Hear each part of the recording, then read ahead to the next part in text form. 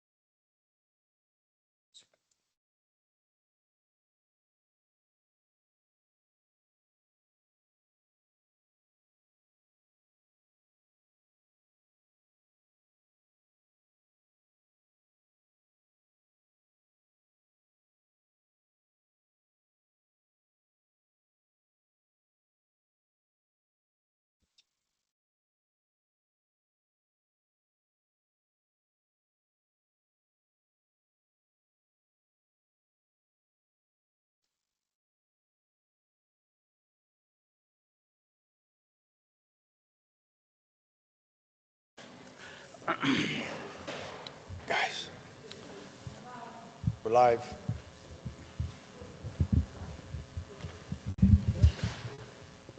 Okay, welcome back, everybody. Do I need a motion to open this up? I think so. Okay.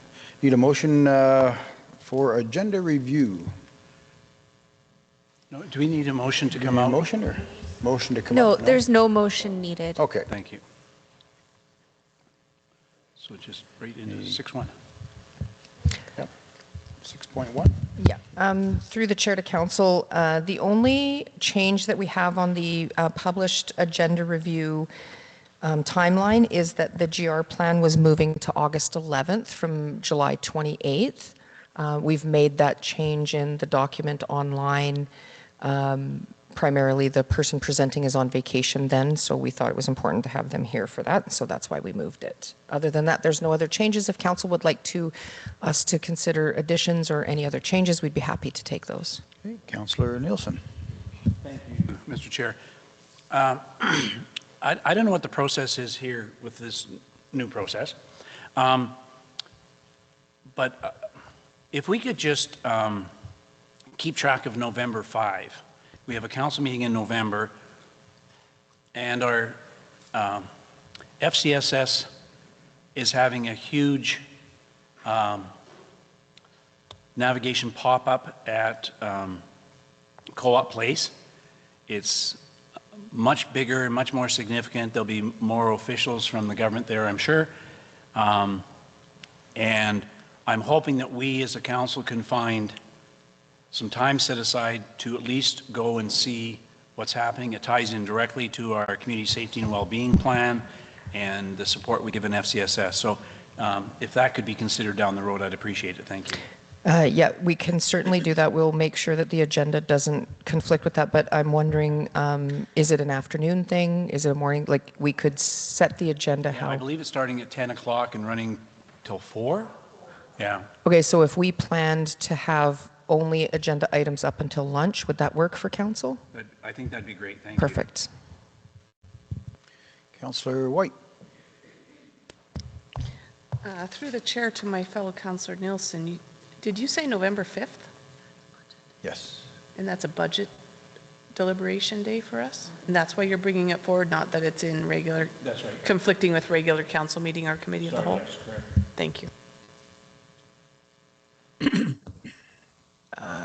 I wonder then if council wants to attend in the morning when it first opens for a few hours, and then we could start budget at 1. Councillor Billingsley. Through the chair, to my colleagues, I guess. I'm struggling a little bit with the ask or the request. As important it is to FCSS, budget is probably one of the most important things that we as councillors do. And if they need to have us there, then maybe could they not take a look at rescheduling their event around our schedule, if it's that important that we're there? I would say not at this time. In consideration of your comments, because I can empathize to some degree with your comments. Microphone, microphone, please. If that is a concern of this group, that we don't compromise budget, I can appreciate that. I would simply ask for a 1-hour lunch break then, and because for me and for my colleague who sits on FCSS and somebody who supported the community safety and well-being document, I would like to be in attendance, and I would do so over a lunch break if that's possible. Councillor White. Thank you. Through the chair and to my colleagues, I could support lunch break more readily than actually taking away from time of our budget deliberations. Okay. Do we need a motion on this or no? No. It's just a request. Perfect. Through the chair to council, then we will not bring this back for a motion because the budget schedule was approved by council, so we would need a motion to change it. We'll just make sure that there's a note that day for an hour break for lunch. Thank you. And on to number 7, action list response. Is there anything at all with that? Nothing? Nothing, Chair. Councillor White? Since this process is new for having committee of the whole meetings, this action list and responses to administrative inquiries, through the chair to administration, can you explain what kinds of things we might anticipate seeing in the future on this, or that I as a councillor might want to add to this portion of the agenda? Sure. So through the chair to council, the action list will include FIRs, the formal information requests, and then any other requests that come from council for administrative queries as part of your bylaw. So they're, sorry, I can't remember the section off the top of my head, but your council procedural bylaw has a administrative inquiries section, and in there you're able to ask a couple of different avenues for questions. FIRs is one of them. So anything to come from there would fit in here. And I believe, are we going to put the cats in there too, Jackie? And the cats would go in there. Thank you. Okay, moving on. Any other questions? Concerns? No? Okay, moving on. 8.1, Intergovernmental Affairs.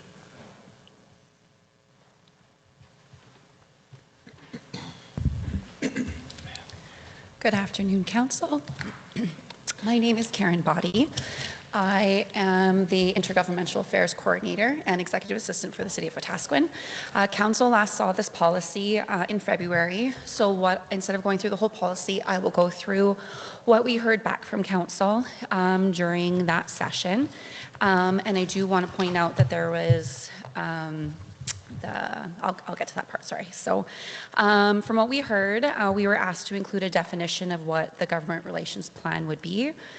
We also added and clarified the respective responsibilities of council and administration related to the GR plan, and further clarified points of contact for intergovernmental engagement. And then one part I do, the policy is redlined, and something that council did not see before is number 3, expectation and procedures. So that last page, section 3, 3.1, and that table was all supposed to be in red. So I apologize for missing that. So that is something new. And just from the discussions, I hope that that was something that can clarify things a little bit further for council. So that's the end of my report, and I'm welcome to any questions. Councillor White. Thank you, Chair Elder.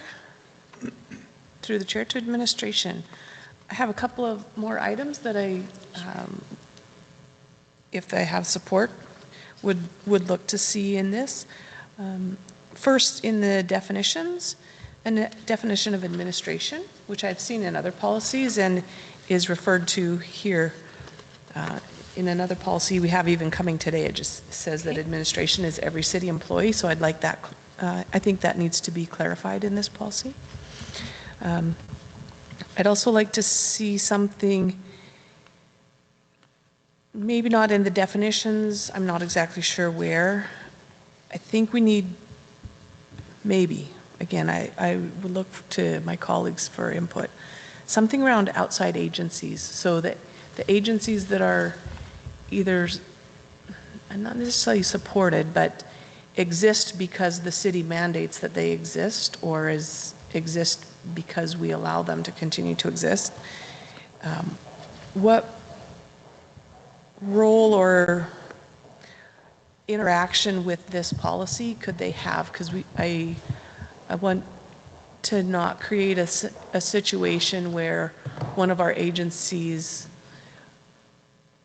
might have intergovernmental activities that could be in conflict. I don't want that to happen, and so I think this policy could address that. Okay. I'm not exactly sure how or where. And my third point in this, when I was reviewing it, was in section 3. Thank you for putting it in, by the way. However, I did want a little bit of clarity in the first column of this graph that talks about types of activities, first being operational and networking, then corporate initiative, and then advocacy and policy. Having corporate initiative being looking like it's done by our general manager or city administration, whatever that ends up being defined as. What would be some examples of corporate initiative, of a corporate initiative that the city would undertake? Through the chair to Councillor White, one of those would be from our strategic plan. So if there's something that's already in the strategic plan and has been discussed with council, and also if it's in the government relations plan, which is coming to council on August 11th, that would be an example of what that would be.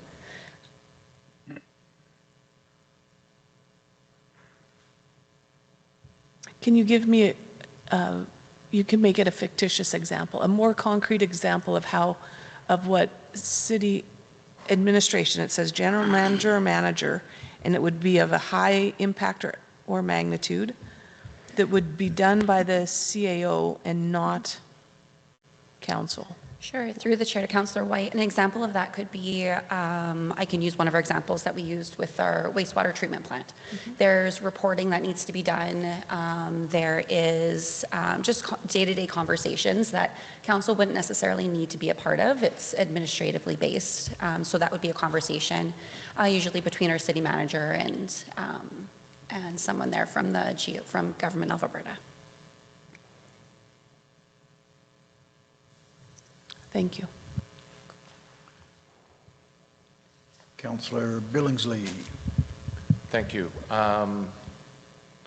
Through the chair to Councillor Wade, actually, can I get a little bit more clarification of your concern about the definition?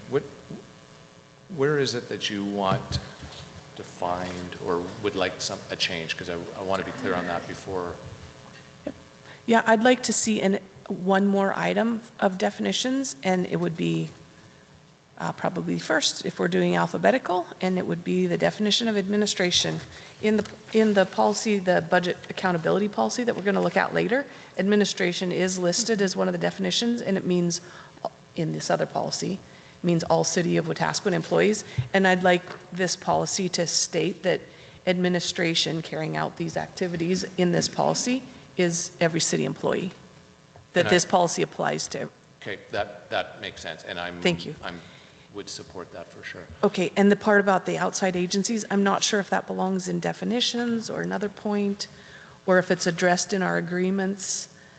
I'd just like to, and I'm not quite ready to let that one go yet. But I don't have the answer. Well, and these weren't the questions I had, but I'm not sure where that fits into this.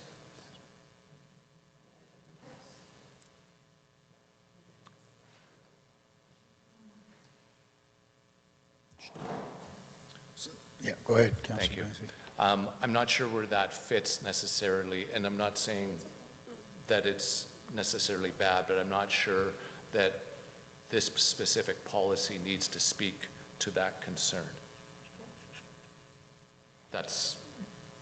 So we can arm wrestle, sure. So as far as the document and including the red lines, when this was brought to us in March, I'm going to guess, somewhere February, thank you. One of the concerns was the government relations plan, and it's been added, and it defines exactly what I was hoping to see. So I'm more than okay with that. And then as well, the expectation and procedures is defined to my satisfaction. So I'm more than okay with the changes, including adding administration to it, and we can potentially debate outside agencies. Okay. Any other questions? Okay, thank you. Thank you, Council. Okay, 8.2, council committees.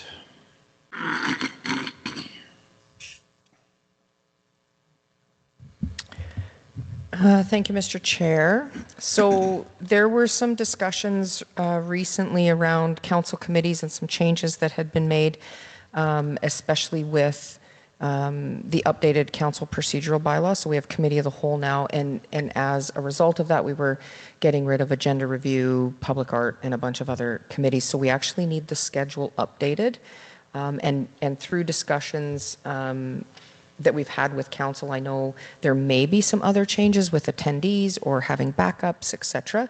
So we wanted to gather some feedback from council on this before we bring it to you in a regular council meeting for final approval. So I'd be happy to answer any questions.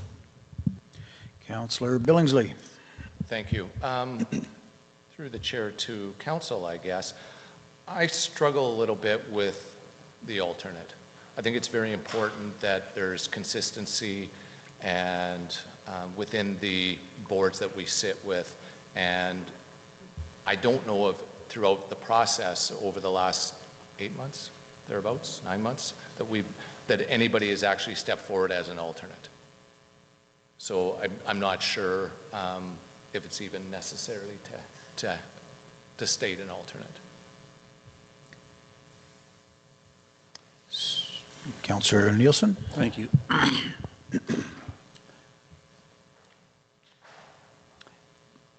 See, I'm all right with the concept of an alternate. And the reason for that is I think there has been occasion where we have more than one representative going off to a committee meeting, they may not or did not attend. And had they known that they were not going to be able to attend, having an alternate attend on their behalf says to me that we are fulfilling our commitment to have so many representatives at these meetings. I'll leave it there. My concern with that is that if you're an alternate, you'd have to be appointed to that board as well. Right? So in other words, if I was the alternate, which I am, on the Transportation Society, they would have to pass a motion with them to add me to the board. But yet I'm really not coming to the meetings other than as an alternate. I guess which means I may or probably would not ever attend a meeting. And I guess my comment to that would be, is that a big issue that they have to add me as a potential attendee?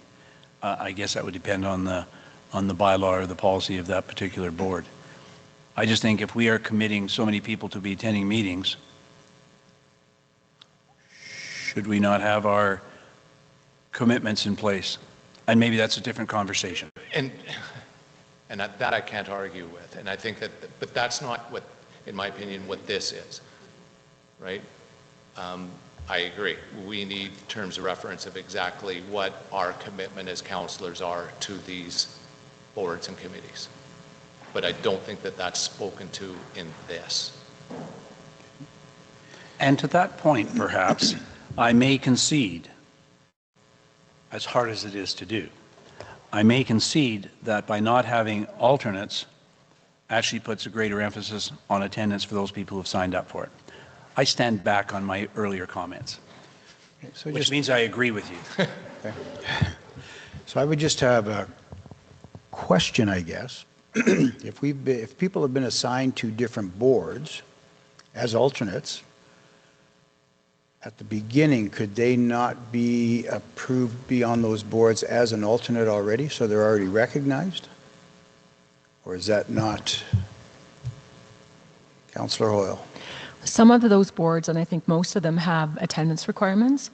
So for instance, if you were appointed to FCSS or the library board, after so many meetings that you don't attend, you would be removed. So that would be problematic if they were a standing member to those particular boards, because I don't know that there's many that don't have an attendance requirement. And after so many misses, you would be removed. But even as an alternate? Well, I don't think Like- bylaws and policies by the nature have a, an alternate mechanism, thank you, Okay, within their bylaws and policies. okay, that's fine. So do we need a motion on this or no? No, okay, so, sorry, go ahead. And I think this is the right place. So it's not a concern, it's more of a comment. We are expected to attend these meetings. And then from what I understand is that we do not need to submit a report unless we expect to be paid our per diems. I have a problem with that. The reason that we sit on these boards, policy or committees are to bring information back to the city. And so I think it's a personal decision whether you choose to be paid, but I think it should be policy that we fill out our attendance records so we are remaining transparent to the public so they do know where we are going on behalf of the city. Even though they don't reflect, we all know we say we went here today, which meant we left our house or whatever, but it doesn't even account for the hours we spend in our offices or our kitchen tables. Second of all, that report is important. And again, it's personal. If you don't want to claim for it for whatever reason, that's fine. But I still think those attendance reports and committee reports need to be submitted by every council member. Secondly, some of these boards, or I guess committees, one of them, for instance, that I sit on, which I have no idea, and my computer just glitched. It's the Intergovernmental, Municipal, whatever. Is that a thing? I've never heard anything about it. I've never attended. I have no idea. Thank you. I'm going to stop saying through the chair because we're supposed to be less formal in committee of the whole. Yes, the Municipal Relations Committee is related to the intermunicipal framework that the province has set out, and so we meet with the county, and I believe our bylaw says it should be at least annually. So currently, right now, what's happening is the senior management of each organization, I've asked Karen to work with the county's people to set up a time for us to talk about the update, because the agreement is due for an update this year. And so we're going through the details of that, and then at some point this year, we will still bring together the county and the city committees to have a discussion about the update, and then next year, each council would be required to update that bylaw once we come to an agreement on it. So for sure once a year. We try to do it at least twice a year. That doesn't always work out. Okay, may I? Yes, Councillor Hoyle. The other thing is when we all, or well, not all of us, some of us who were very new after being elected, a lot of stuff happened quickly, and one of it was the appointments of these committees and boards. I found it very disjointed. I found it very unofficial. I would like to see a process that's in place where we sit down, we have a discussion. Maybe they could be a little more evenly distributed. I know some of us, for example, myself, I sit on 3 heavy committees. I have 30 regular meetings for just those boards and committees a year. And I'm not complaining. I'm happy to do it, and I would continue to do it year after year. But I also think that we need to look at turnover, everything. So I would like to see a process in place. I don't have a suggestion for what that might look like, that those committees are set down, have a process more than just kind of let's just wing it and who wants to go where. Okay. Councillor Billingsley, then Councillor Nielsen. Thank you. To deal with specifically to this appointments, I'm more than okay with the redlined changes. So the things that you speak of, the things that I guess I spoke of and that you were able to agree with me on. Yes, I convinced you. I think that those are greater conversations that should happen before the next org meeting, right? And from there then, but for today, dealing with what's here, I personally am okay with what's been redlined. Okay, Councillor Nielsen. So then, through the chair of the administration, so I hear you asking... Mic on, please. Is your mic on? Sorry, my apologies. Through the chair to Sue. You're looking for feedback from us, and yet we can't make motions. So are these just recommendations we're making? Like for example, if it was deemed that we should be removing alternates so that you can bring this back for a vote, how do we vote to take alternates out, for example, because we can't vote? Right. I think it's similar to when we do straw polls about support and, or even 2 or 3 of you are like, yeah, and some other people are like, well, I don't really have an opinion on this right now. But when you come to vote, you may think differently. So right now we're just gathering feedback. And it could be a straw poll, like, I see a few people saying, yeah, this makes sense, we'll make the changes. And then you would debate it when we bring it back to the regular council meeting. So it's very similar to what P&T was. No decisions being made, just Okay. gathering. So I'm assuming you've heard that alternates are Not needed. would be an action you would be considering bringing back. Correct. The other thing, and we've talked about this, it's a little bit disconnected from budget, but to Councillor Hoyle's point, when one person is sitting on a bunch of committees and they don't have the per diems to cover it, that becomes problematic. So I think we may need to look at maybe setting up a table of how often each committee meets, what the time commitment might be, and then it would give council the opportunity at the organizational meeting to maybe more evenly distribute that amongst members, or at least people are going in knowing exactly what the commitment is. So we could add some of that to this as well. And to that point, I think it's critical because I suspect some of us may be running short of. I'll be coming to ask for money. Will you? Yes, I will. Okay. Are actually coming to the ends of their budget lines because of the number of committees that they sit on. And so it's either a matter of redistributing the dollars or redistributing the committees. And that speaks, I guess, to having more conversations. But yeah, I'll leave it there. Okay. Councillor White. Thank you. To administration, can you also help me navigate something that I think I've heard, which is it looks like there's some will among council to address our organizational meeting, our council remuneration, and I'm not exactly sure which other policy. We just passed our procedural bylaw, but wherever this committee's table came from, whichever policy this came from.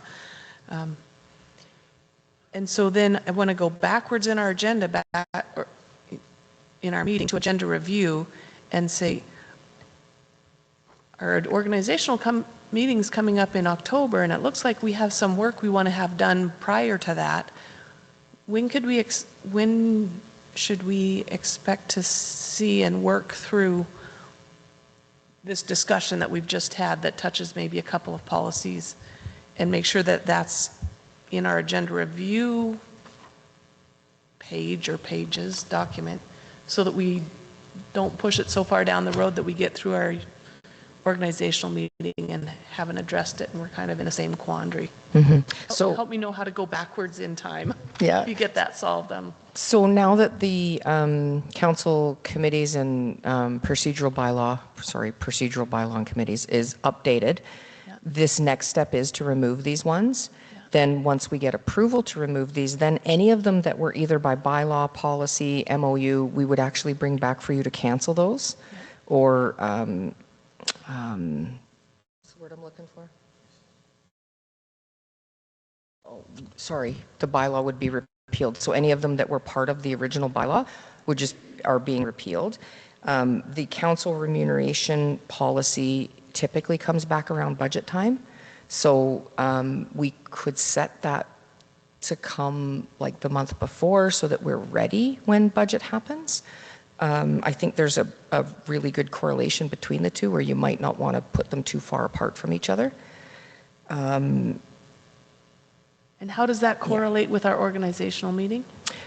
Org meeting is the second meeting in October. Yeah. And then budget gets approved in November or deliberated in November. Yeah. So we'd like to see, I think I want to see this, I'll say, sorted out by the end of September so that when we get to our organizational meeting, we've got solid ground to make our decisions on. Yeah, for sure. Okay, September's really close because August is in 3 weeks. I know. Thank you. Anything else? Okay, so 8.3, budget accountability policy. That would be. Thank you.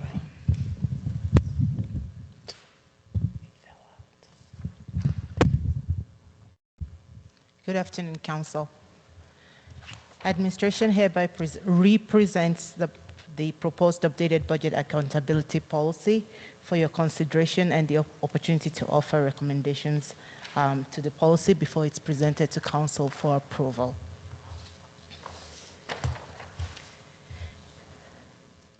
The policy provides guidelines for flexible budgets to ensure an effective means to deliver services to citizens and to enforce accountable and transparent financial management of public funds. A copy of the policy was included in the agenda, and this policy was previously discussed in 2023. However, the last approval itself dates back to November 14 of 2006.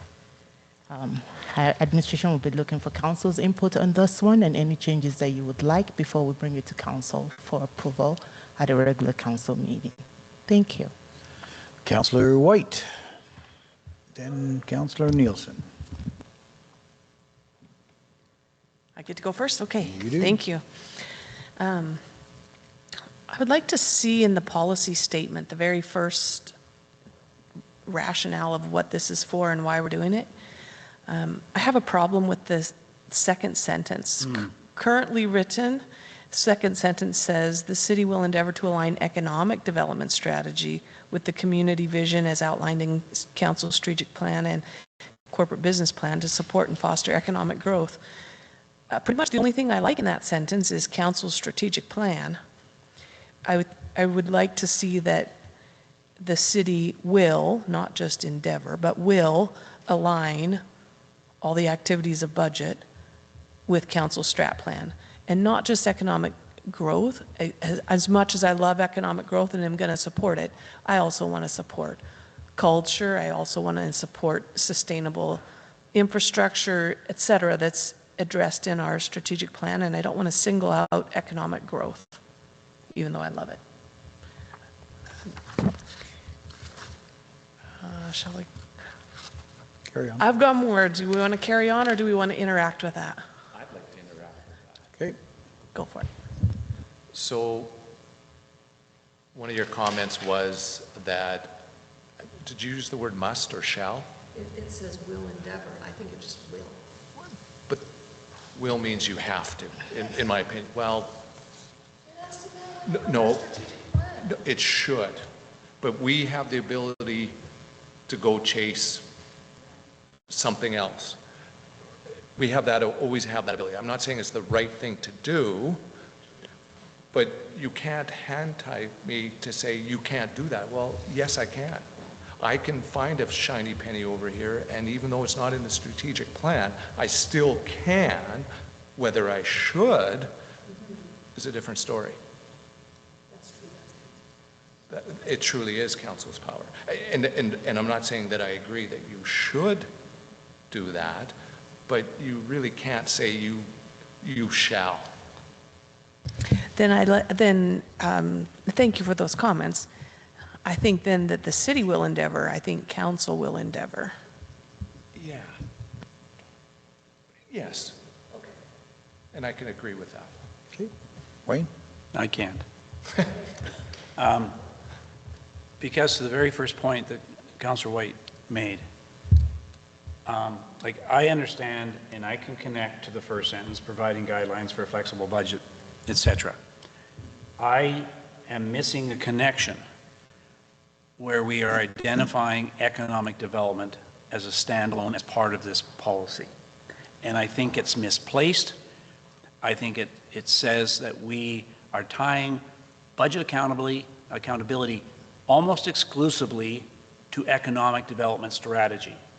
And I think it's misplaced in this document. So whether we will endeavor, whether we must endeavor, I think the whole statement is misplaced as part of our policy statement. And I would see the whole thing removed. Councillor Hoyt? Thank you, Councillor Nielsen. I agree, I'd remove the whole thing, but I do want a statement in, as part of that policy statement and rationale that says budget accountability needs to include alignment with this council strategic plan. Yes. So I still want a second sentence or something that addresses, That ties them. that ties it, but it's to our commitment, I'll say our council's commitment and the city's commitment. Which includes economic development. Sure, but it includes a whole lot of things. It's a long list.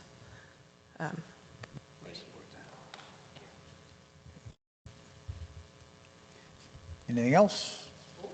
Oh, yeah. Oh, carry on.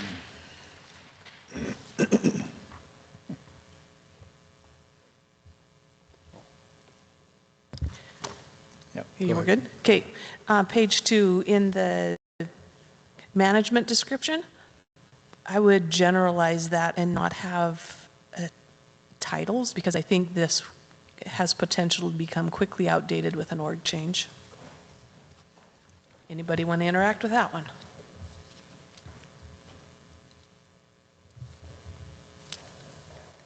Yes. Can Okay. you, yeah, I would just want to make sure that I'm very clear, because if it gets changed, I want to know exactly what you're speaking to. Which point number? In the definition of management, the stuff that's in parentheses, I think, is going to be outdated. Like 1 through No, 12? no, under the term, under Says number 2, definitions. Yeah. Definition of management means any of the 4 division general managers. I'm even okay with saying that, but then stop and not community and protective services, corporate services. Those names might all change, so I don't like having specific titles listed.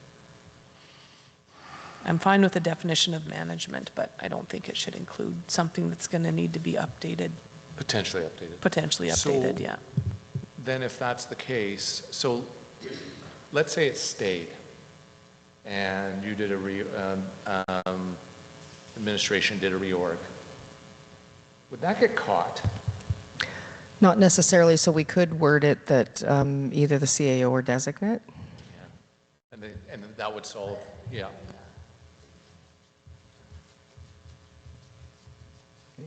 Wait. I would like to go and address number 3, standards. And standard number 4. The city manager has the authority to reallocate budget dollars throughout the total city operations budget. The city manager's approval is also required for salary or wage budget reallocations. It goes on to talk about it, that movement of budget dollars shall not affect overall impact of the annual budget or reduce levels of service. And I personally have problems with no limits or no caveats. We go through an extensive budget process where council sets budget based on their understanding of levels of service. I have no problems with the concept that the city manager can have, I'm going to use the word, some authority to move money. But this says I can move 10,000 here, 20,000 there, as long as I'm not, and at the end, what we put into place as a budget could be significantly different than at the end of the year.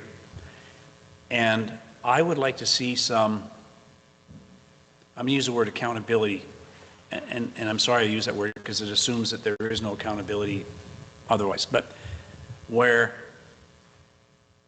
at a certain level of moving money around, there's a report back to council that explains thoroughly the justification for moving those said dollars. And I know in the past, as we've had situations where the city manager has reallocated dollars, we have generally had updates. But this does not talk about that accountability piece back to the council, and I'd like to see that. And I know you've got a comment, Sue. Do. So the city manager bylaw has a similar clause in there, and I do have to report back to council. And in the city manager's bylaw, I believe it actually says I have to do like for like. So I can't move $10,000 from staffing into security. So in the past, when I have reported this to council, it would be, there was an on-call service over budgeted in this line item, and I moved it and split it between these two line items, same service, just different cost centers. And then further to that through, I can't remember which bill that just recently got updated. I think it was 50 or 28. 28. Natural person powers. Yeah. So I have to report back to council on any time I use those powers, and that is one of those cases where I'm using that. So there are a number of different pieces of legislation where I do have to report back. None of them limiting the amount, though. So if that's the concern. Well, certainly that would be some of the concern, is you move millions of dollars. I'm being facetious, of course, but I recall a situation, for example, where a position at the Aquatic Center was deemed to be redundant, and it was in staffing, and it got moved to another staffing position. I understand that. But then, if you have to report back, but the task has already occurred, and I say, just a minute, I think you've changed levels of service. All of a sudden, how do you unravel that if, in natural fact, council deems that levels of service have been changed and we have set the level of service? Do you then turn around and say, okay, I'm sorry, I made a mistake, I got to move this person back? It seems kind of clunky in the process. Right, so I believe that was actually done before the levels of service were approved. So different conversation. Yeah. And then recently we've had the conversation with council where they're like, don't care what you do, figure out how to achieve what we want and make that happen within your budget. So I think there probably needs to be a little bit more discussion around what you're expecting me to do to meet your services and how much freedom I have within that. Currently, when we are looking at levels of service, if you remember, there were budget cuts that happened this last budget cycle. We specifically went through with levels of service in mind, and we thought, what can we spread out a little bit throughout the organization? What can we give back to council for money? And if we're eliminating these positions, we kept half of that money for actually contracted services to make sure that we were not affecting levels of service. And so we're looking at it through a bit of a different lens now because the levels of service are approved. So that situation, I wouldn't come back to you on that. But I can understand, let's just say I'm gone tomorrow, someone else could come in and interpret the way that it is and feel like they could do that without worrying about the levels of service. So I'm wondering if either this policy or the city manager bylaw might need to be updated to maybe put some parameters around that. Well, I'm only speaking for 1 out of 7 people on council, and other people may not have the same concerns that I have.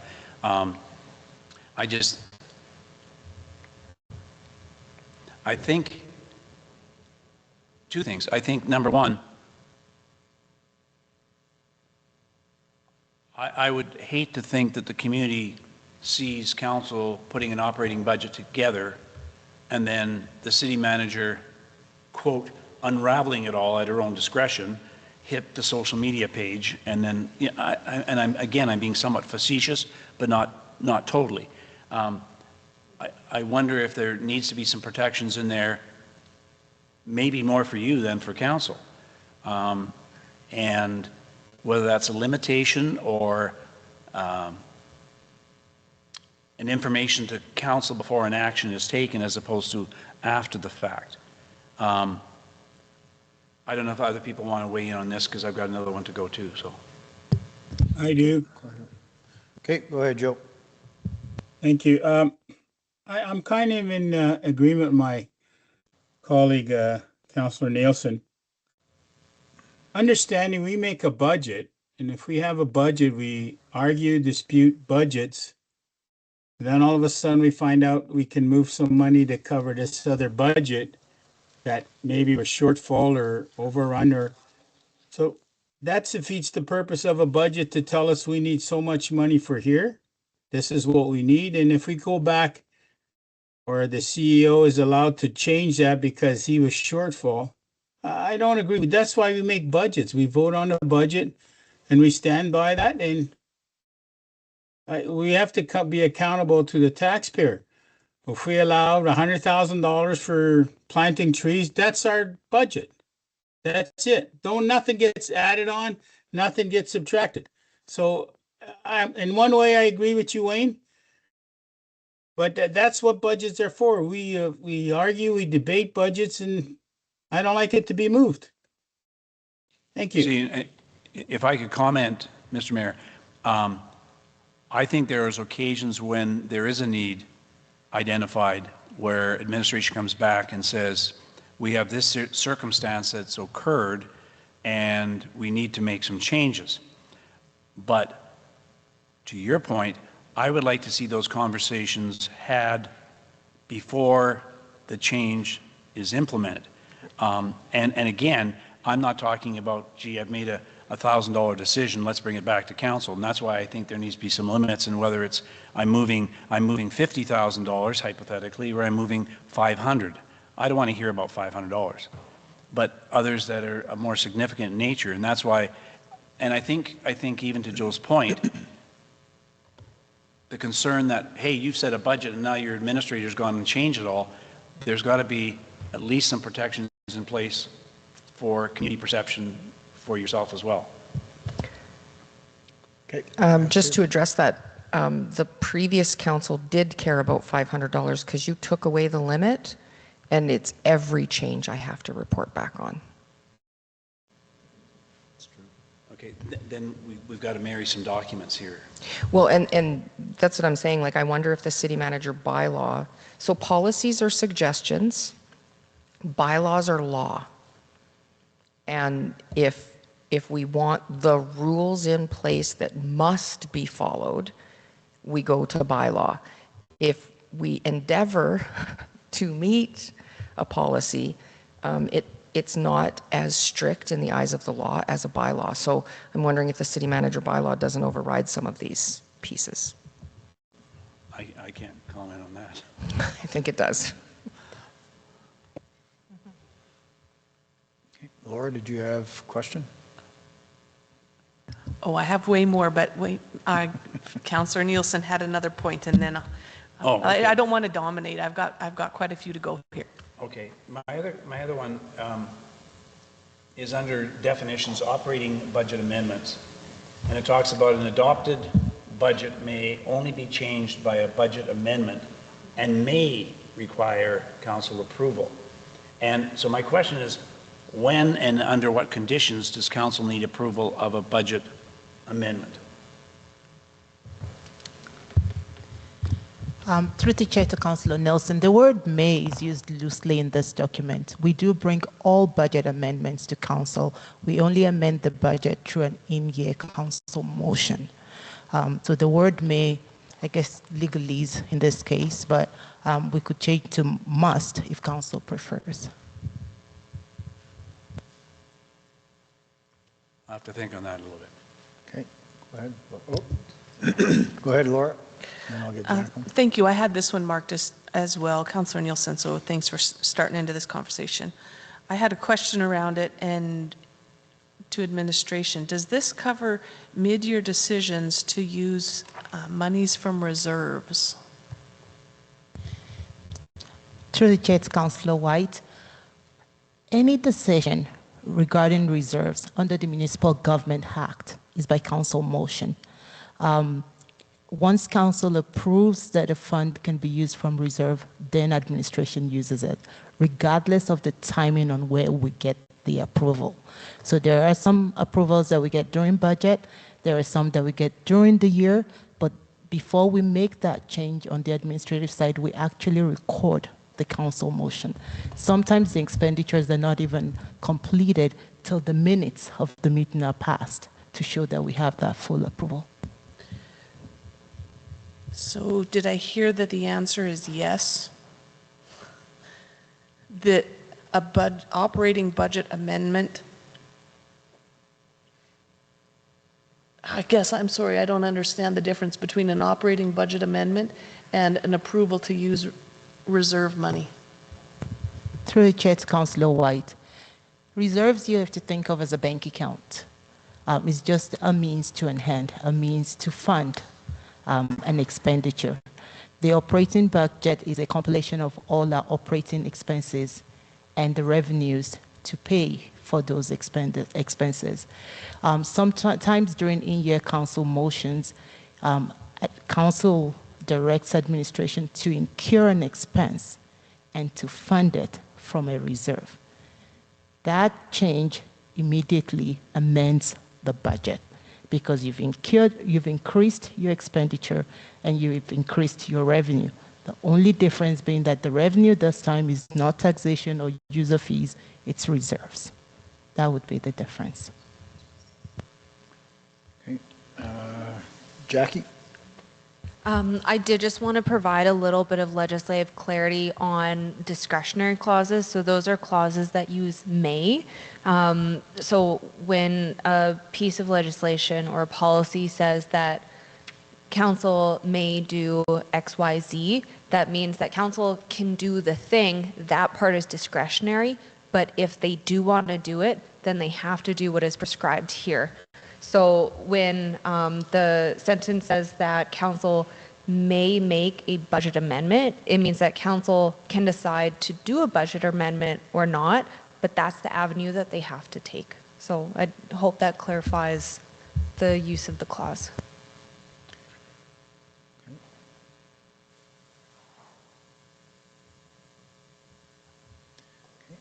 Go ahead, Laura, you're on the clock. Time is ticking.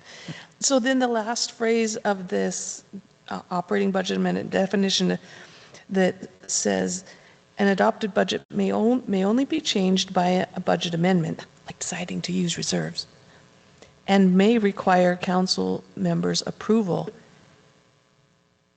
It does require council's approval. So it's not that it might require council approval. It does require council's approval. Is that a correct understanding? Through the chair to Councillor White, administration will change that to shall. Thank you.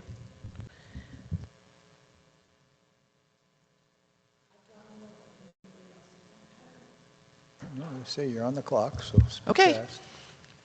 Said go. Under standards, in point 3, a capital budget that includes new financial borrowing to fund a capital project must include an interest expenditure at the current interest rate or anticipated rate with principal repayments as applicable. All capital budget amendments require the approval of the city manager prior to a motion being presented to council to make capital budget amendment. Capital budget funding will aim to maximize use of grants, reserves, and/or debt. My question is in this last sentence. I've got a bit, I'm not sure I love it yet. Capital budget funding will aim to maximize use of grants, reserves, and/or debt. I'm not sure that I like capital budget funding will aim to maximize one of the items as being debt. And my question is, compared to what? Maximize the use of these tools for funding capital projects. Compared to what else? How do we maximize? Sorry, I'm struggling with that how that sentence is put together. I'd like some context, please. Through the chair to Councillor White, with all of our capital projects, our first go-to is grants, then reserves. And lastly, our last resort is that there are actual situations where it is preferable to use that than reserves. An example is when you're locked into a grant. You're locked into an investment, a bond, that earns interest at a higher interest rate than the current rate. So rather than terminating the investment and cashing in on it early, you do want to take on debt to fund the project as opposed to lose out the interest income that you would make. So we do use grants first, then reserves, but it's to not eliminate the consideration of debt where it's beneficial. And so the term maximize, it's not, there's two pieces to this then. Do I hear that there's sometimes, but not necessarily, a hierarchy of how funding is considered? First, we'll look at grants, then we'll look at reserves, and if we have to, we'll look at debt. But we'll always look at it in case, right? Is that what did I understand you correctly that?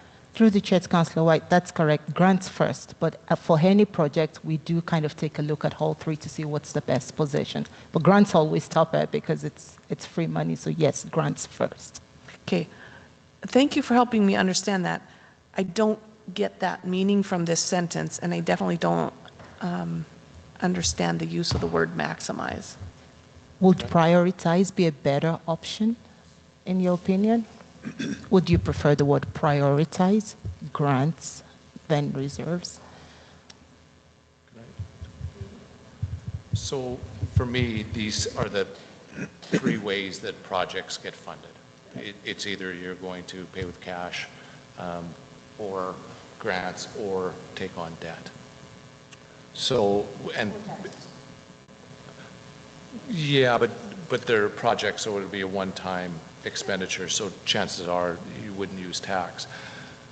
But I think maximizing, or whatever definition you want, because at some times, and council gets to decide, maybe they want to take on, maybe that, because grant is a possibility, but I want to take that grant money and I want to use it over here for this other project instead. So you may take on debt as an option, because it is entirely possible you could use grants, but you've decided that I want to use grants over here as opposed, and then I'm going to take on debt. And I'm not advocating for taking on more debt, as probably most of you know, but I think it needs to be defined that these are the sources of paying for these projects, including debt. Thank you. I don't have anything to disagree with what you said, Councillor Billingsley. I'm kind of okay with the wording of priority, but I think I also heard that there's some element of sequence in the assumption that's behind this sentence, and that there's an assumption that grant funding is first, or looked at as the initial, and by sequence I mean sequence in time, the first thing that gets looked at in time. Is that true? Through the chair, Councillor White, we do look for grants first. Yeah. I think if that's the intention behind this sentence, I think it needs more word crafting to actually convey that's the intention behind what's the sentence that says capital budget funding will aim to maximize the use of grants, reserves, or debt. So thank you for looking at that and bringing something different back.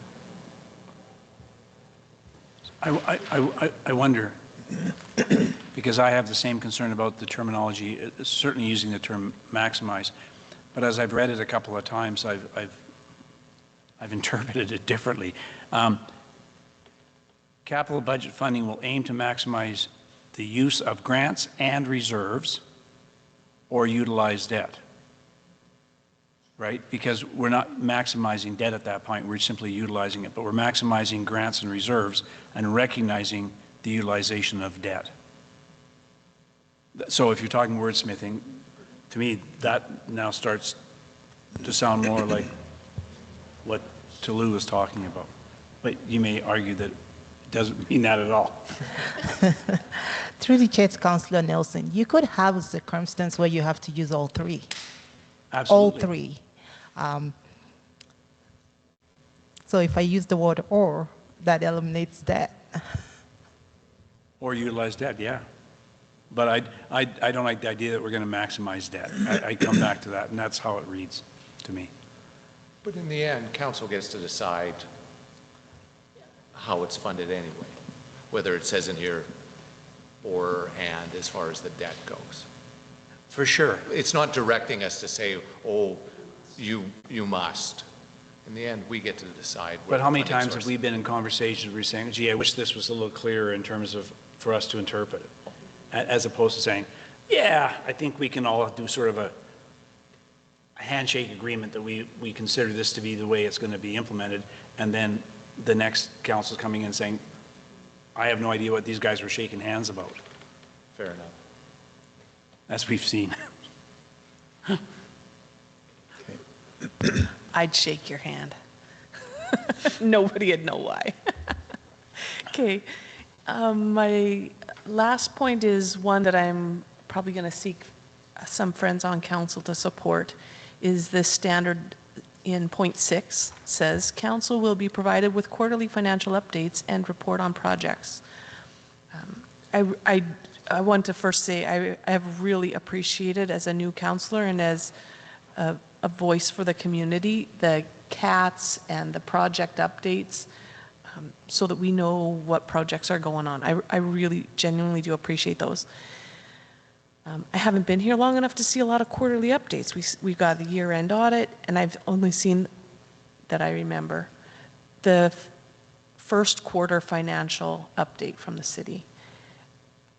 I would like, I don't need full level 3 budget, but I would really like some support in seeing that the financial update is more robust than what we received for Q1. Initially, or specifically what I'm looking for is future-oriented financial information. What was budgeted, where we're at, where we think we're going to land. And more than just 3 lines of what our top line, what we budgeted, our current actual spend. I want to know a little bit more than that in our quarterly updates. Do I have any friends or comments from administration?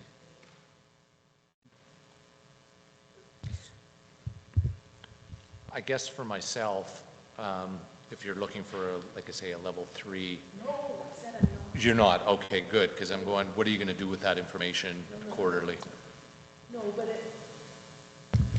at least a breakdown of by department, maybe, I don't know, I don't even know our org structure well enough to call it by department, but by area, where are we at with rec? Where are we at with public works? Where are we at with the capital budget that got approved? Like, I see the individual projects, and like, again, I say I appreciate those, but the overall picture from what got approved, where we're at, and where we plan to land, I need a little bit more than what we got in Q1, specifically future-oriented. Like, how are we coming in on the landing? Is it going to land rough, or are we right on target and there's no wind? Mike. Okay. Through the chair to Councillor White. So we do provide a variance analysis. We could provide more. We can evaluate what we currently give to council, but on a monthly basis and a quarterly basis, we do evaluate department by department and report on the departments that have variances. As opposed to you've budgeted $1,000, you're at $300. There's no further information to be derived because they're aligning to budget. At any point in time that a department's not aligning to budget, we do a report and we give the reason why in our quarterly reports. But administration will evaluate and see if there's additional information that we could provide. So any of those variances that may occur, or I'll say are in the process of occurring during the course of a year, I want to say nothing's final till the end of the year. So that's why I'm looking for that future that future statement that says, well, we spent 3/4 of our budget so far, but that's what we were planning to do, and by the end it's going to be just right. That's why I'm saying I want something that's looking a little bit more of, I know it's not a crystal ball and you can't guarantee it, but a little bit of like the run rate of by department or by, I don't want to say by project, but overall both the capital and the operating side. I'm sorry, I know that isn't maybe specific enough when I said I don't want level 3 budget and I don't want something monthly. And yes, tell me variance is great, but tell me where we're going to land. Through the chair to Councillor White, sometimes that's indeterminable. Financial information is historical by nature, which means that the event has occurred, we've received the invoices, we've received it. A very basic example that I can give is, I don't know if one of our trucks is going to quit in 3 months. I am therefore unable to report to council that in October I anticipate that repairs and maintenance will go through the roof. So the invoices that we receive, so any planned expenditure that's incorporated in the budget is what we have the budget for as it sits. In terms of forward-looking, it's very difficult. We could estimate as finance, but it could be very, very inaccurate because some of our expenditures are not wages and salaries. I can forecast. Repairs and expenditures happen at different times in the period. So some of them. So if you're forward-looking, are you thinking more in terms of a forecast?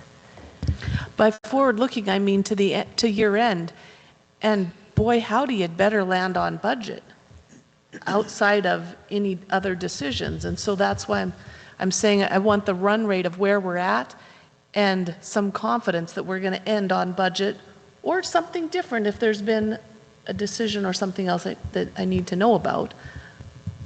I wonder if we don't even look at this monthly through the city manager report, just because the variance in the financial report is our best guess towards the end of the year. But if we see trends, like Ryan and I have been talking about the amount of growth in the grass lately and how we're falling behind, not necessarily a budget item, more of a level of service item, but that's probably something we should still be discussing with council. Or when we look at historic moisture, snowfall, etc. If we're seeing trends, I think fleet and facilities is another good one. If gas prices go up, it's not something that we necessarily budgeted for, but we're seeing these trends. So maybe even in the monthly report, we could say, here's the trends and things that we're looking at that may affect budget, and have, I guess, a more focused discussion rather than the entire budget. So we're paying attention to it every month. We're doing our variance analysis every month. The managers are reporting back to the GMs, and we're looking through that stuff. But when we start to see that something might be changing, maybe those are the discussions that we have more deeply. Does that work? Councillor Hoyle, then Councillor Nielsen. What do we want from it? What are we looking for in this document or this report? What's your vision of what we would gain by having this? Thank you for the offer of further explanation during monthly CAO reports. But really, I was looking for financial statements that are, I shouldn't say statements because I'm sure that's not the right word, but this quarterly update that gives me an idea that if by the end of the year, boy, we're cutting it thin and every dollar counted, or, oh, looks like we're going to land 2% under budget. We're got $1 million worth of flex happening based on anticipated run rate of what we thought we would spend by, here we've just finished June, so we're halfway through the year. Was there an assumption that we would have spent half our budget by the end of June, middle of the year, we've spent half the money? And reality is, oh, we're like way over that or under that. Oh, we've had a ton of vacancies. We're 500K under. And maybe maybe there's a plan that by the end of the year, we're still going to be on budget, and this is the plan. But I want to have some anticipation of where we anticipated being at, where we're at in reality, and our plan to still make budget at the end of the year. So I'm looking at the report that goes to council, and I think we're saying the same thing. We just report it differently. So we say at the very end, percentage year to date of budget. And so we tell you how much we've expended year to date. And I know when there is, I know when Rachel was here, and I can't remember who did the last one, if there's something that looks off, they do an explanation. So for example, transfers to reserves don't happen till the end of the year. So I know every time this comes up and it says 0 spent, finance will always say, we do these transfers at the end of the year. Now, there's 5 items in revenues. There's in expenses, there's, salaries is a big one, general services, contracted, RCMP. So is it more detail in those departments, or is it a different way of showing the variance, not percent complete, but are you looking at, because it's the same thing, I guess, it's just reported a little slightly different, right? In St. Albert, we used to call it forecast to complete. And that was the same thing. Here, we're just showing it as percent complete to date. Yeah, forecasting is maybe more the direction I'm trying to envision things that and again, I say the last quarter was my first one to really interact with that document, and I didn't get a sense of the future from that. Yeah, I think it's the same thing. We just have to report it differently, and we'll put some notes in there even so that we can say, like, yeah, we're forecasting this, so it's going to show that there'll be a bit of a surplus, but that could obviously change each quarter. Okay, so now And I realize I'm one opinion on this. Yep. Maybe the other councillors loved that quarterly update, and that's all they want and nothing more, and I'm out of line. So, so now I've got Councillor Nielsen, then Hoyle, then Billingsley. Well, first off, when I'm part of the crew that sets the budget, that's my anticipated finish line. I expect that this administration will carefully monitor their spending to align with budget. If circumstances present themselves where we've got some real problems, then my expectation is I want to know what the problems are, I want to know what the costs are going to be, I want to know what the solution for those overruns will be. Or the windfall. But I'm not interested in the first quarter report giving me a whole bunch of detail, because we haven't generated all our revenue, we haven't generated all our expenses, we haven't generated anything. That first quarter report, in my opinion, is almost a nothing statement. Thank you very much, let's move on. Now, when we start getting to the midpoint, now I'm starting to say, how are we doing? And certainly at the 3-quarter point, I want to know the future. Are we going to be on target? Are we going to have a windfall? Or are we going to have a shortfall? Because to me, those last 4 months are where you can make whatever necessary changes you're going to make in your budget process to hit your target or to have savings. And so for me, I could see, pardon the expression, Toulouse, a nothing report in the first quarter, a little firmer report in the midterm. That third quarter, I want more dirt. I want to know where we're headed, what our future in the next 4 months is looking like, whether we're, and so I don't want to burden you with, I don't want to burden administration with a whole bunch of detail that's not going to mean anything to me at the first quarter or the second quarter. But by the time we get to the third quarter, I would like to see more detail for the forecasting part that Laura's talking about. So I'm very different than 4 real strong reports. Give me one good one at the third quarter, and then I and my colleagues will say, guess what, we got to jettison staff, we've got to cut this, we got to do this or that, or my goodness, we're going to have so much money we won't have to raise taxes ever again in this community. Nice. Councillor Hoyle. I was just going to reference the report about the percentages, so Sue already addressed that. Okay. Councillor Billingsley. Thank you.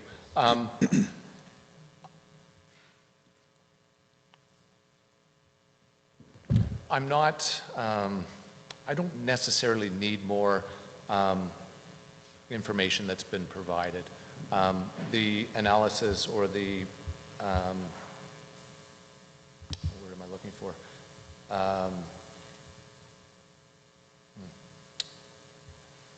Because of the fact that I have faith in the finance department, that if there is issues, that they would be brought forward to us. Like you say, in the first quarter, chances are you won't have enough data to be able to tell that you're way off on a budget issue.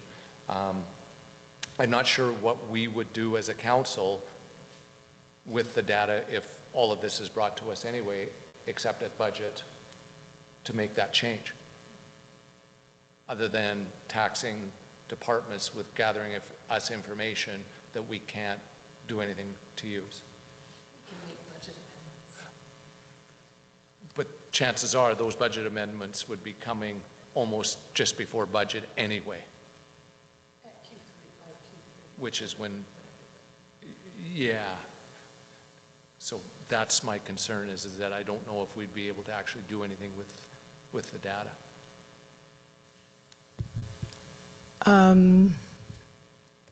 We do monthly variance analysis of our budgets for all the departments. And I wonder, like, I don't want to take on more work, but I'm still thinking that maybe this conversation goes back to, we can change how the quarterly report comes in to make sure that it is forecasting. But I think we might need to maybe rely, and until we see how it works, rely on me having that conversation during the monthly reports where I say, this is how we're trending, this is what we're seeing, no major concerns, or really just highlighting the few areas that we do. Kathy just reminded me of storm issues that we've had. So sometimes we don't know until something happens, like 218 millimeters of rain come in 1 month. So I think a more timely highlighting of any variances that might be coming, and then it gives us the discussion too, where we can sit back and say, hey, administration figures we can pull back here and here in order to cover that cost, so we're not worried about budget right now. Or the discussion is, no, council, we're going to end up in trouble, so you'll see an RFD in front of you soon. But it is hard to do that so early in the year. It does become more pertinent, I think, towards the last 2 quarters. Well, for sure the 3rd quarter of the year, because it's really our last opportunity to really make substantial changes if they're needed.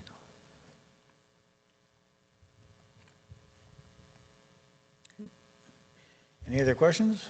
Of course. No, thank you No. to my colleagues for that input, and to administration for supporting our queries here. Okay, so if no other questions there, council reports for information. Are there any?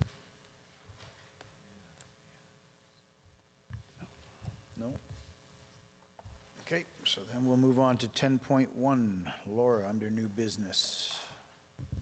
Sure, and I debated putting this under council reports. It's just an update to my colleagues at this table around the library. The library board meetings have been scheduled for the 2nd Tuesday of the month, which always landed on council days. And now that we've changed our council meeting to 4 o'clock, it's highly unlikely that the 2 representatives from council, Councilor Hoyle and myself, will make it to their 5:15 meetings. So we have, one, advised them of the change of our procedural bylaw and timing of meetings.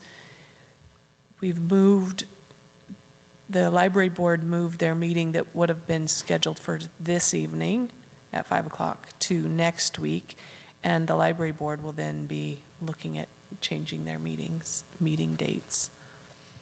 That's on, I believe that's going to be on the agenda at next week's meeting. So that's the update from the library. Okay, and 10.2 was also Laura. Thank you. I'd received a couple of inquiries or concerns around security at the pool, and had forwarded one who's the constituent had provided some ideas of potential ways to change. I'd like to give administration an opportunity to speak to pool security and recent review of levels of service. Thank you, Councillor White. Administration is looking at operating business cases on what can be done around security with respect to the recreation grounds, just given some of the health and safety concerns and incidents that we've had over the last couple of years over there. It seems to be increasing in severity and not necessarily duration, but it's happening more often. So we are looking at that. I was privy to the email that Councillor White shared, and I do remember someone else from council sending me something a couple weeks back about showering and issues at the pool. So we started having discussions internally, and we looked through our levels of service, and it's not specifically noted as a level of service, which gave rise to the discussion of me having the authority to stop that practice. And so I have given that direction to give notice that we are going to stop. We haven't really nailed down if it's 2 weeks or a month or what it's going to look like, but we are planning to give notice. The team does report back that there's only one person that is there quite often for the last 10 years. And other than that, it's a little bit more ad hoc when people show up for showers. So although it is a bit of a revenue source, it's causing a lot of concerns. And then when we opened up the spray park, there's also been concerns about people trying to shower there. We've had issues with the fountain out front of City Hall. And so we're kind of looking at a bunch of those different areas and just saying, do we need to keep these for any reason? Can we shut down the fountain? Can we stop the process of allowing people to shower at our pools? And that's the direction that we're going. So unless council has huge concerns around that, that's what we have planned. Thank you. Any questions? Councillor Nielsen.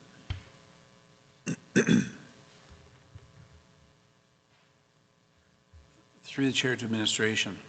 I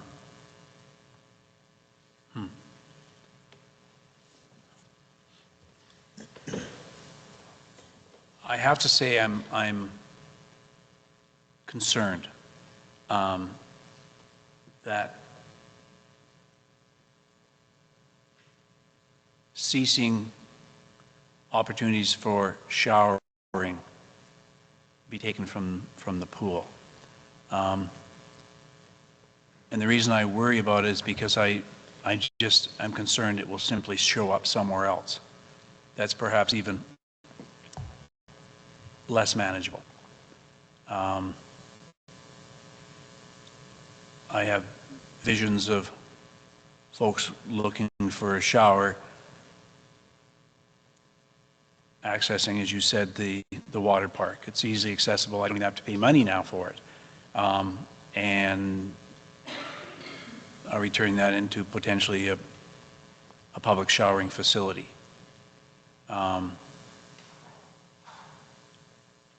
And while I recognize the need to address the issues of security, I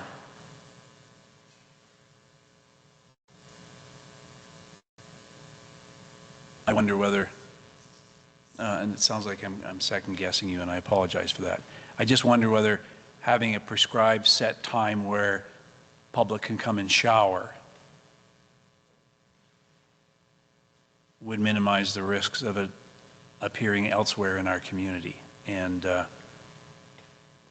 but I also am aware, because I've received numbers of complaints, as Laura has, from the community who are accessing with young children the pool.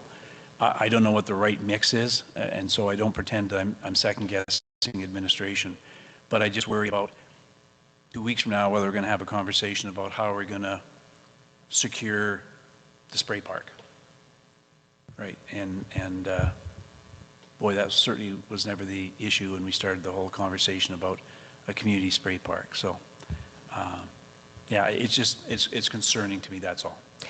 I do have, we have some thoughts around posting. There may need to be community standards bylaws that we need to update, and we can post signs that there's no bathing or showering at certain facilities, because it's the same issue we have at the fountain here. Mm-hmm. Part of the rationale is that the showers are available in other places. And we will be talking to Hope Mission about the potential for them to allow more people. We've heard differing stories about people are allowed there, people are not allowed there unless they're clients. So we will be having those discussions, but for the most part, like lakes and other facilities that we have, I believe it's already covered in the community standards bylaw. We're going to just have to enforce it until people can regulate that activity. Yes. Oh, sorry. Go ahead, Mayor. Thank you. I'm with my colleague, Wayne there. I do believe that the showers for the public in the swimming pool should not be removed. We have a lot of residents, some who still live in their cars or have campers that don't have, and that's a place for them to come and they pay.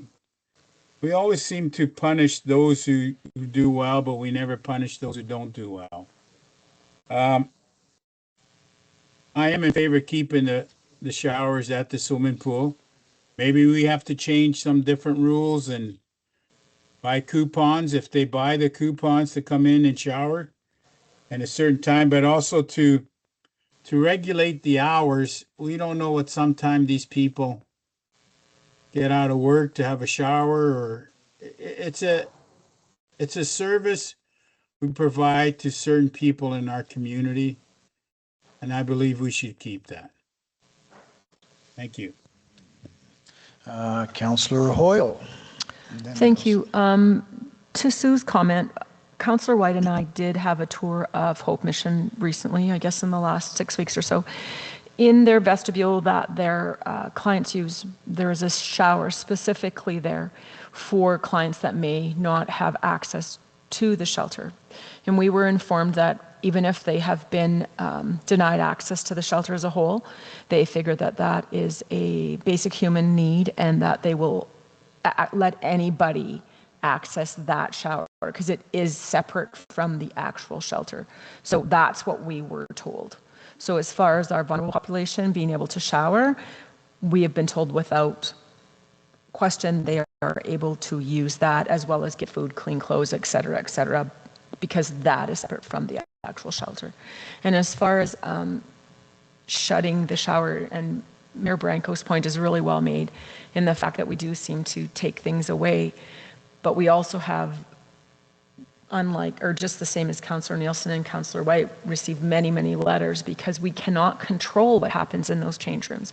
It's not like the vestibule or outside. We cannot send a security guard in to monitor these people showering.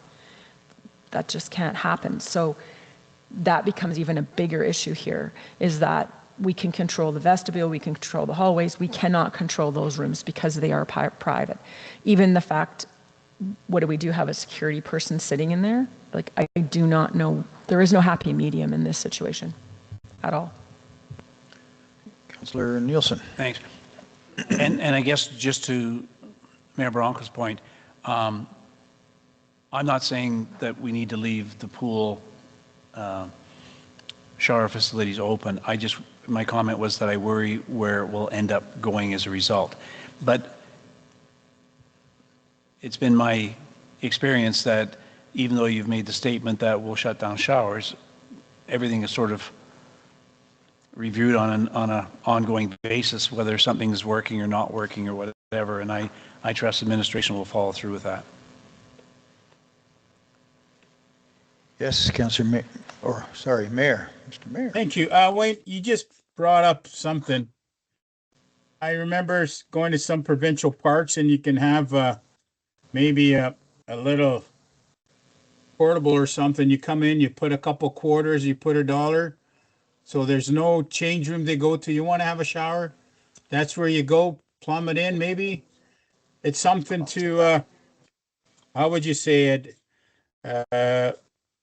A work, what I'm looking for, the word to bring to budget, a capital case or something, that we may have a place where we can put quarters in or dollars and you can come and have a shower. And I'd encourage you to put a business case forward for that. That's the word I'm looking for. Thank you. Yes. Business case. Thank you. Councillor Billingsley, you have a question? No. Okay. Any other questions? Laura? Thank you. That does address my query around the pool. I'll let it go, but can I hear one more statement from administration around what's going to be looked at or considered regarding security? I think you said that that's underway, but can you just say it again? Yeah, for sure. The operating business cases that were put in, I believe one from the pool came in that was, they've looked at a couple of different options, like a security guard or a bylaw officer or CPO, to look at security around the facility, not just for the patrons, but for staff, because we've had several instances over the last couple of years that have resulted in injury. And we're looking at what we can do to beef up safety around the pool. Thank you. That satisfies 10.2 for me. Okay, so next is 10.3, Wayne Nielsen. Thank you. We had a presentation today from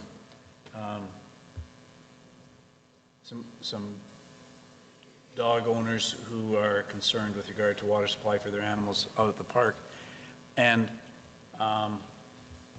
they threw out all sorts of when I say they threw it out, they presented some numbers to us as to what their cost was for providing the service when they did it themselves versus what was presented previously by administration. And I'm just wondering, in light of that particular conversation, I would be interested in knowing, I guess, the cost to meet their expectations or their hopes for water at the dog park. And again, we put the dog park out there to hopefully encourage people to not have their dogs off leash in our community. I think it's had a very positive impact in our community. And if there's things we can do to move more off-leash animals to the dog park, I think would be a good thing.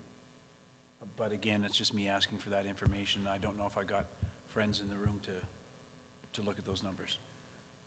We did present this to council previously. I'm wondering if you just want it through an FIR and we can... Sure, that'd be fine. Bring that, we'll update the information and bring it to you. But Councillor Billingsley had some concerns. Yeah, and I too would like more information, and whether or not we do it as an FIR, but also the level of service that's provided at the dog park. I want to speak to that. Yeah, because I too had concerns. Mike talked about the grass cutting and all that. And I'm not saying we've cut the level of service or are not satisfying the level of service, but I'd like to know what our level of service out there is for grass cutting, and does it need to be changed?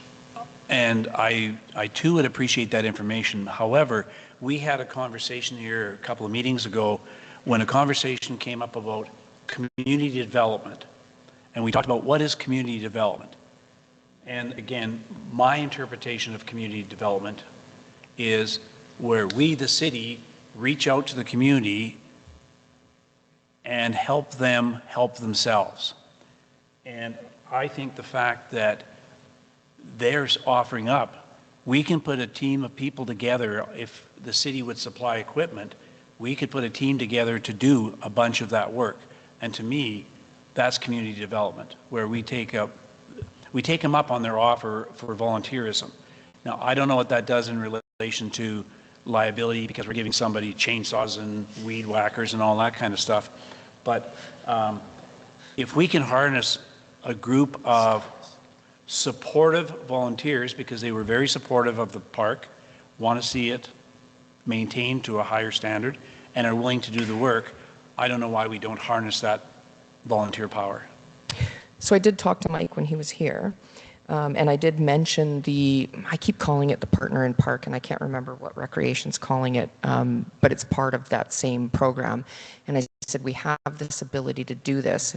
And his argument was, I'm not saying that they're saying no to that, but his argument was, he believes the costs are actually lower than what we reported, and because they're lower, we should just be doing it. So I think the first step might be, let's get those costs updated and back to council as information, and then look at what the levels of service are and what the effects might be. And then if we can substantiate the higher costs that directed council to tell us to stop, then maybe what I do is approach them and just say, hey, we have this other program. Can you get a group of people together to do it? If what he's saying is more accurate and our costs are cheaper now, then council may make a different decision. So I'm suggesting maybe we start with the FIR and the level of service first, and then we can have that discussion with them after. I'm happy with that. Okay. Okay, any other questions? Okay, 10.4. 10.4, I would just like to bring everybody up to speed, I guess, in terms of some things that I've been doing. First off, I'll start by saying I'm an educator, I'm a teacher, first and foremost.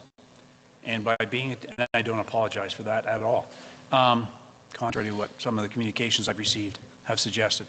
One of the tasks is report cards.